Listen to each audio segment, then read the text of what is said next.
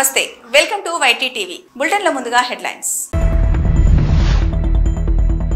Air condition లో పాములు చాకచక్యంగా పట్టుకున్న స్నేక్ క్యాచర్. మానసిక రోగులపై వైద్య సిబ్బంది నిర్లక్ష్యం, పట్టించుకోని అధికారులు. వైభవంగా ప్రదోష దండి సేవ, అధిక సంఖ్యలో పాల్గొన్న భక్తులు. రైతు బంధు రావట్లేదని యూట్యూబ్ లో ప్రసారం, జర్నలిస్ట్ రేవతి అరెస్ట్. గవర్నర్ ప్రసంగం అబద్ధాల పుట్ట, బీఆర్ఎస్ వర్కింగ్ ప్రెసిడెంట్ కేటీఆర్ విమర్శ. విశాఖ జిల్లా పెందుర్తిలో సత్యనారాయణ అనే వ్యక్తి ఇంట్లోని ఏసీలో పాము పిల్లలు ఉండడంతో స్నేక్ క్యాచర్ కు సమాచారం ఇవ్వడంతో ఏసీలో ఉన్న పాము పిల్లలను బయటికి తీశారు స్నేక్ క్యాచర్స్. దీంతో స్నేక్ క్యాచర్ కు కృతజ్ఞతలు తెలిపారు.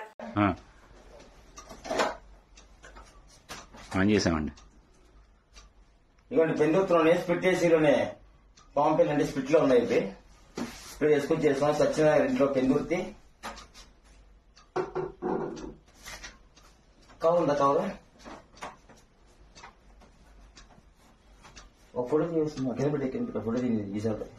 విశాఖపట్నం ప్రభుత్వ మానసిక వైద్యశాలలో మానసిక రోగులపై వైద్య సిబ్బంది ప్రవర్తన తీరు సామాన్య ప్రజలకు సైతం ఆగ్రహాన్ని తెప్పిస్తోంది. పూర్తిగా అంగవైకల్యం ఉన్న రోగికి స్ట్రెచర్ ఇవ్వడానికి ఆసుపత్రి సిబ్బంది నిరాకరిస్తున్నారు. వైద్యం కోసం బంధువులే పేషెంట్లను ఎత్తుకొని తీసుకొని వెళ్తున్న పరిస్థితి నెలకొంది. విధి నిర్వహణలో నిర్లక్ష్యం వహిస్తున్న సిబ్బందిపై ఎటువంటి చర్యలు తీసుకోకుండా చోద్యం చూస్తూ ఉన్నారు ఆసుపత్రి సూపరింటెండెంట్.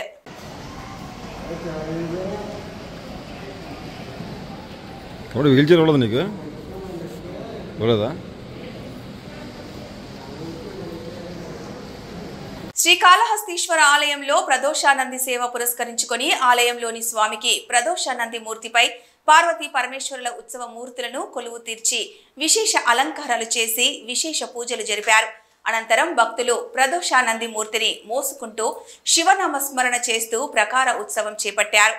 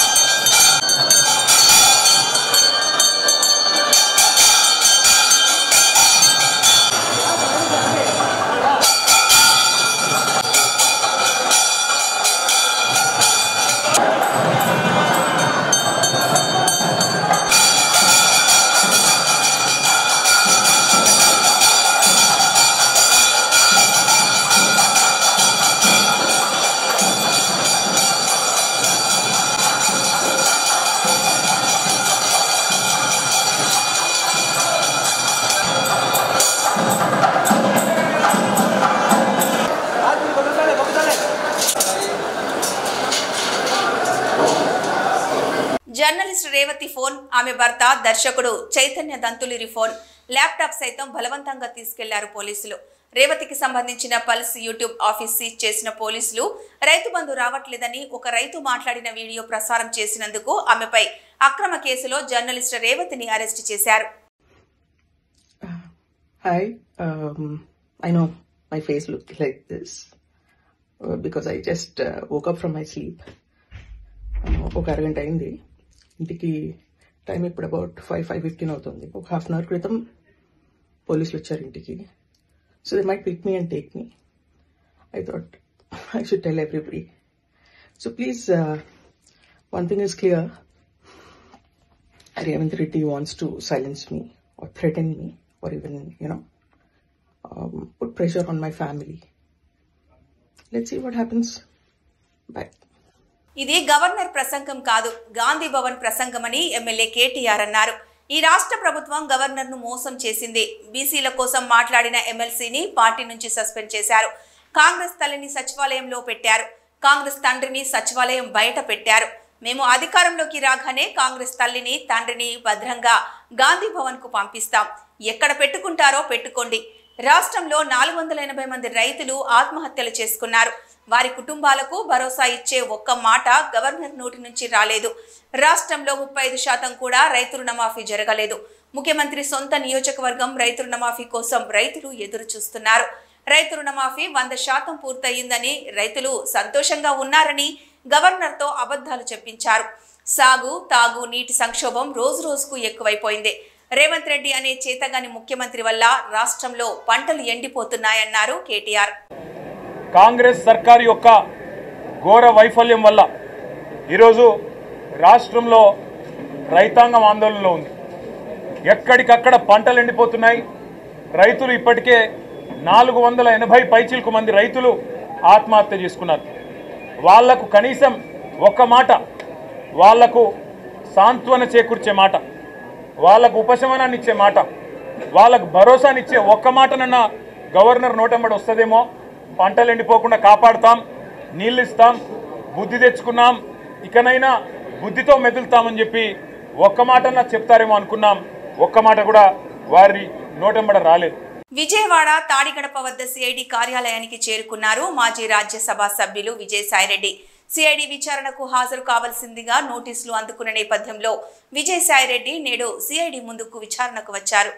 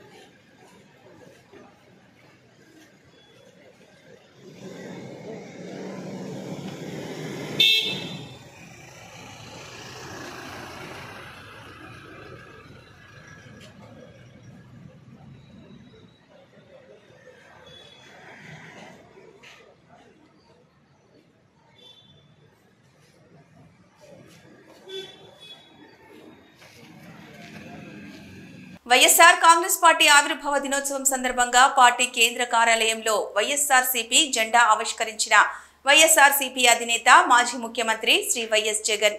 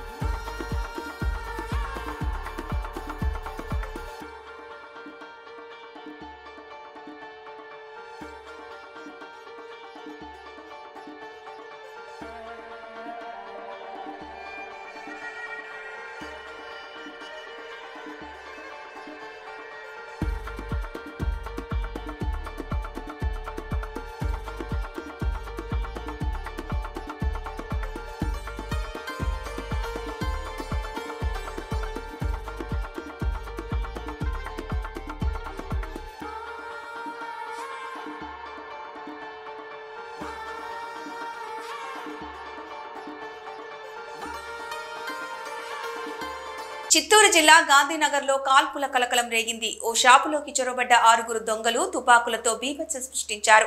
అప్రమత్తమైన యజమాని పోలీసులకు సమాచారం ఇచ్చాడు. వారు వెంటనే వచ్చి దొంగలను పట్టుకునే ప్రయత్నం చేశారు. దీంతో ఓ వ్యక్తి మొదటి అంతస్తు నుంచి దూకడంతో గాయాలయ్యాయి. చాకచక్యంగా వ్యవహరించిన పోలీసులు అతడితో సహా 3 అరెస్టు చేశారు. 2 తుపాకులు, బుల్లెట్లు స్వాధీనం చేసుకున్నట్లు సమాచారం.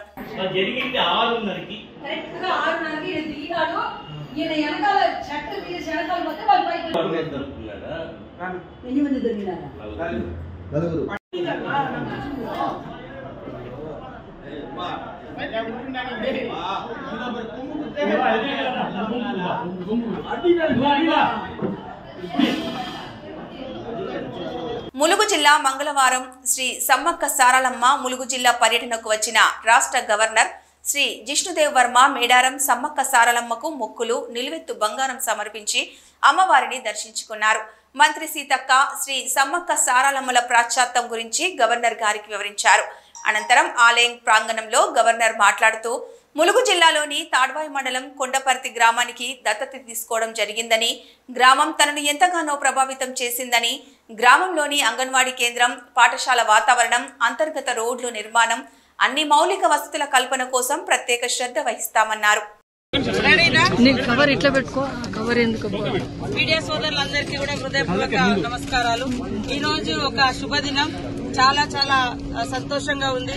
గవర్నర్ గారు సెప్టెంబర్ 27 నాడు మన లక్నవరం వచ్చి, అదేవిధంగా రామప్ప, లక్నవరం అవన్నీ విజిట్ చేసి, ఇది ఒక ట్రైబల్ కాన్స్టిట్యున్సీ, బ్యాక్వర్డ్ ఏరియా అని తెలిసి వారు మన దగ్గర మరి కొండపర్తి విలేజ్ ను అడాప్షన్ చేసుకోవడం జరిగింది.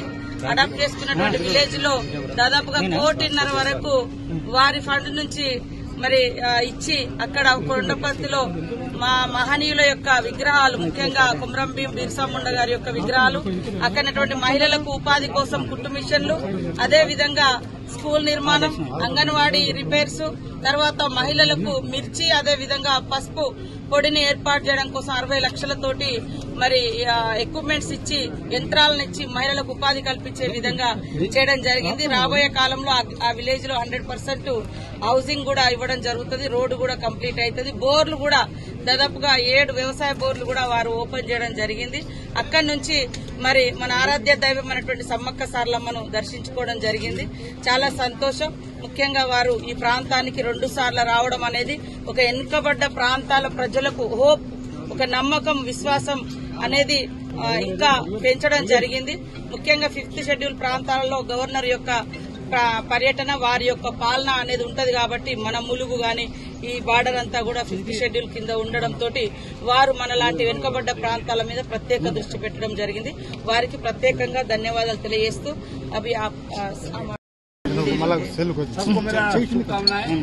नमस्कार। साथ में हमारे माननीय मंत्री महोदय है and we have come today for the adoption of the village Kondapatti. हम आए हैं कोंडापट्टी अडॉप्शन करने के लिए, और ये Raj Bhavan, honourable minister, district administration सबके काम में युक्त है इस काम के साथ। उधर एक टेलरिंग इंस्टीट्यूट खुला है, एक masala making institute. So we are trying to do all-round development in Kondapatti. It will be a small village, but it will be a very inspiring village. छोटा village होगा, लेकिन inspiring होगा. It will inspire many more tribal villages to do development.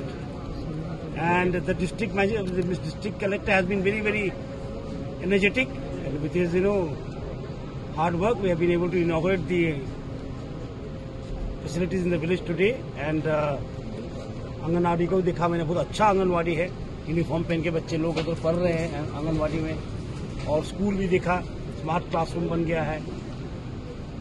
तो शिक्षा का व्यवस्था हो गया, स्वास्थ्य का व्यवस्था हो जाएगा, और लाइवलीहुड का लिए मसाला मेकिंग, स्टिचिंग क्लासेस और कुछ हम एक्टिविटी करेंगे। तो सब मिलके we want to make a model village out of Kondapatti. We want Kondapatti to be a small village but a inspiring village, and all good things come in small packets. ठीक ना, मूल्यवान जी छोटे छोटे पैकेट में आते हैं, ठीक ना। Kondapatti will be the bright star. We hope that Kondapatti will become a bright star in the map of Telangana, and it will inspire many more villages to do development. Thank you. Masala making, teaching classes और कुछ हम activity करेंगे। सब मिलके we want to make a model village out of Kundapur. We want Kundapur to be a small village but a inspiring and all good things come in small packet. हम मूल्यवान चीज छोटे छोटे पैकेट में आते हैं, ठीक ना। Kundapur will be a bright star. We hope that Kundapur will become a bright star in the map of Telangana and it will inspire many more people to develop. Thank you. Vemulawada తెలంగాణలో ప్రసిద్ధ పుణ్యక్షేత్రమైన వేములవాడ శ్రీ రాజరాజేశ్వర స్వామి దేవస్థానంలో ఈ నెల 16 నుండి 5 రోజుల పాటు శ్రీ శివ కళ్యాణ మహోత్సవాలు వైభవంగా జరగనున్నాయి. ఆదివారం ఉదయం స్వస్తి పుణ్యావచనం, అంకురార్పణ, దేవతాహ్వానం, 17న శ్రీ శివ కళ్యాణం, 19వ తేదీన రథోత్సవం, 20వ తేదీ రోజున ధర్మగుండంలో త్రిశూల యాత్ర, రాత్రి దేవాలయంలో ఏకాదశావరణాలు జరుగుతాయి.